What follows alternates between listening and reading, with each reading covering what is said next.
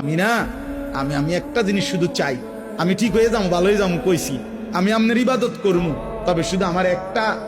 চাওয়া আল্লাহ, আমি দুর্বল মানুষ, আমি আপনার বান্দা, আমি আপনার সাহায্য প্রার্থনা করি, আপনি আমারে সাহায্য করেন, আমি যেন সেজদা দিতে পারি, আমি যেন আপনার গোলামি করতে পারি, আমি যেন একটা একটা গুনাহ ছেড়ে দিতে পারি, আপনি আমারে এমন তৌফিক দিয়েন। তাফসীরের মধ্যে আছে আল্লাহ নিজে বলছে, কোন বান্দা যদি ইখলাসের সাথে দিল থেকে সূরা ফাতিহা পড়ে তো খোদার কসম আল্লাহ বান্দা যেটা সূরা ফাতিহার মধ্যে চায় আল্লাহ নিজে বলে দেয়, ওয়ালি আব্দি মা সাআলা, আমার বান্দা যা চেয়েছে আমি রব ওয়াদা দিলাম, আমি তাকে তা দিলাম। তাহলে বান্দা যদি তুমি চাও আমি তোমাকে সাহায্য করতাম, তা আমি আল্লাহ ওয়াদা দিলাম তোমার ইবাদত করতে, গুনাহ ছাড়তে, আমার হুকুম মানতে আমি তোমাকে সাহায্য করব। তুমি শুধু বলো তুমি মানবা কিনা, তুমি শুধু বলো গুনাহ ছাড়বা কিনা।